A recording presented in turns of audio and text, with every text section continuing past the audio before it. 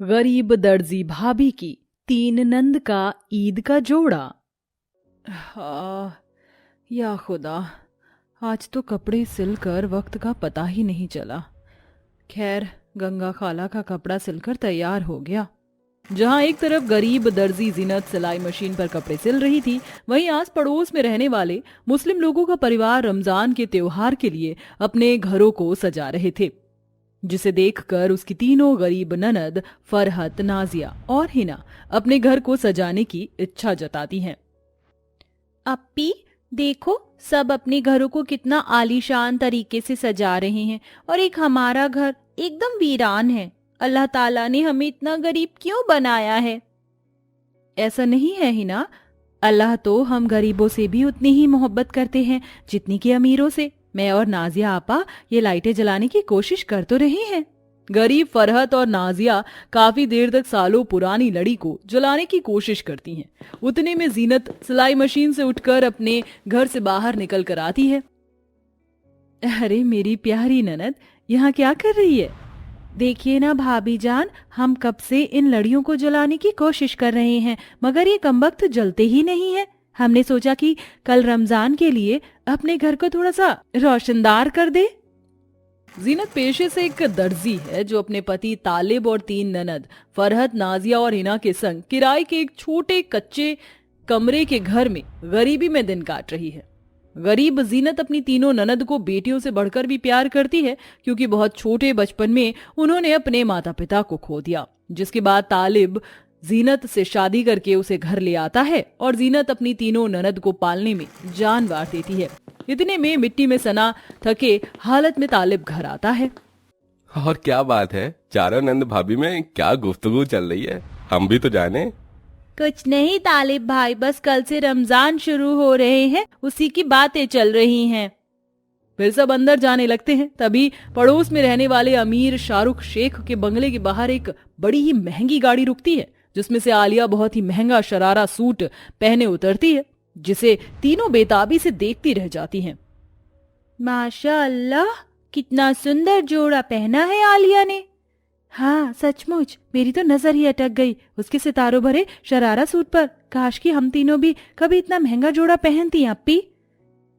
फरहत, ऐसे महंगे जोड़े को पहनने की हसरत मत जताओ। तुम जानती हो ना, इस गरीबी में भाई और भाभी के लिए हम तीनों को 2 वक्त की रोटी खिलाना भी कितना भारी पड़ता है। और भाभी जान तो जब से निकाह करके आई हैं, उन्होंने खुद को हम पर कुर्बान कर दिया। बेचारी सारा दिन अपनी आंखें सिलाई मशीन पर लगाए रखती हैं। नाजिया तीनों में सबसे बड़ी थी।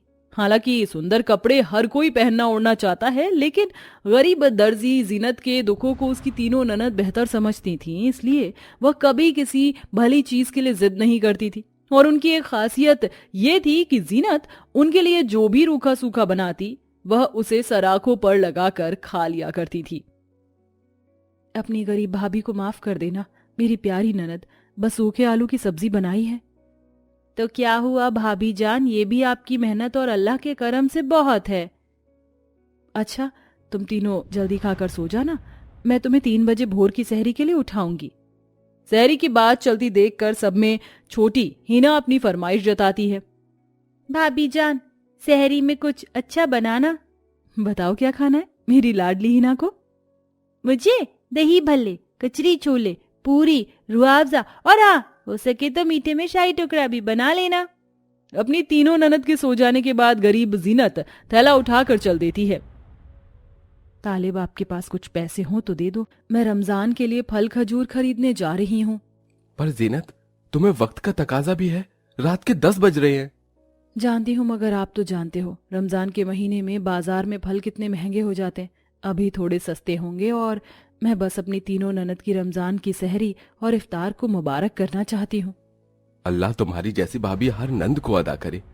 चलो मैं भी चलता हूँ। फिर गरीब दर्जी जीनत अपने पति तालिब के साथ बाजार आकर अपनी क्षमता के अनुसार सस्ते फल खरीद कर घर लाती है। चलो अब सो जाते हैं जीनत, शबा खैर।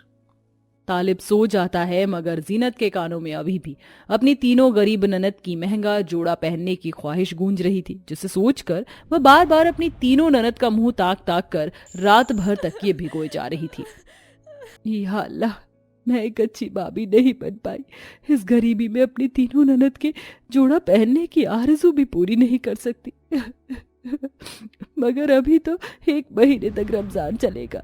अभी नहीं तो कम से कम मैं अपनी तीनों ननद को ईद पर तो जोड़ा दिला सकती हूँ। हाँ, मैं और मेहनत करूंगी। कुछ देर बाद से जीनत सहरी बनाने में लग जाती है और दस्तरखान तैयार करके अपने पति और तीनों नंद को बड़े ही प्यार से उठाती है। फरहत, नाजिया, हिना, उठ जाओ, सहरी तैयार है। पहले रमजान की पहली सहरी मुबारक हो भाभी जान। तुम तीनों को भी बहुत मुबारक हो। पहला रमजान, अल्लाह तुम तीनों को दोनों जहां की खुशियों और नेमतों से नवाजे, आमीन। भाभी सहरी में क्या बनाया है? ज्यादा कुछ तो नहीं बनाया, मगर खजूर है और थोड़ी कचरी भी बनाई है, तुम खा लो। और आप भाभी? मैंने अपनी सहरी की थाली अंदर रखी है, तुम खाओ। एक माँ का फर्ज निभाते हुए गरीब दर्जी भाभी अपनी ननद को खुशियों भरी सहरी देकर खुद रोटी खाकर रोजा खोलती है और बस एक ही दुआ मांगती है, अल्लाह मियाँ, मुझ गरीब दर्जी भाभी पर बस इतना करम करना कि रमजान के पाक महीने में मैं इतने पैसे कमा सकूं ताकि अपनी ननद को तोहफे में ईदी का जोड़ा दिला पाऊं। जीनत की दुआ जैसे कबूल हो जाती है और उसे ईद के लिए कपड़े सिलने का काम आने लगता है। वह सारा दिन बैठकर कपड़े सिलती और शिद्दत के साथ दुआ करती और 5 पहर की नमाज पढ़ती। साथ ही शाम में तीनों ननद के लिए इफ्तार तैयार करती। ऐसे ही दिन गुजर जाते हैं और अब ईद में 2 दिन रह जाते हैं। अरे जीनत, मैंने अपनी बेटी का जो ईद का जोड़ा सिलने को दिया था वो तैयार हो गया क्या? जी वाहिदा आपा, तैयार है। ये लो आलिया।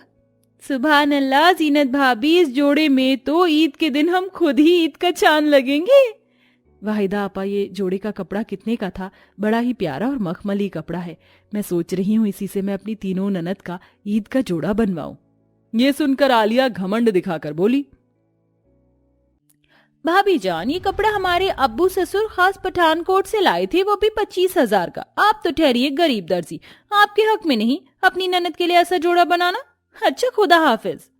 आलिया की बात से जीनत का दिल टूट जाता है। अपने गरीब दर्जी भाभी को यूं रोता देखकर तीनों ननद की आंखों में भी आंसू छलक आते हैं।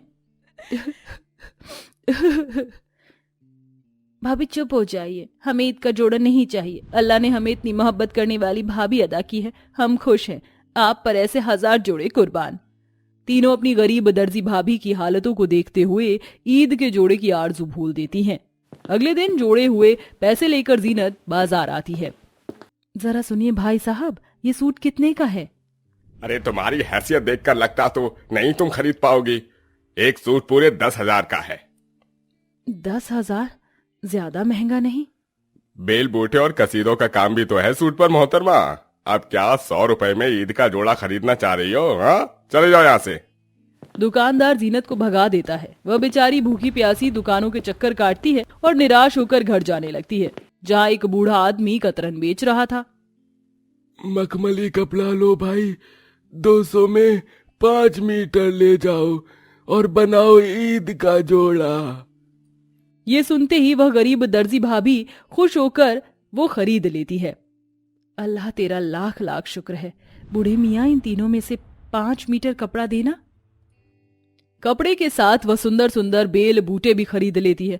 उस दिन जीनत सारी रात जागकर अपनी तीनों ननद के खातिर ईद का जोड़ा सिलकर तैयार करती है, जिसमें कई बार उसकी आंखें भी झपकती हैं और उसके हाथों में सुई भी चुभती है और जिसमें ईद का सवेरा हो जाता है।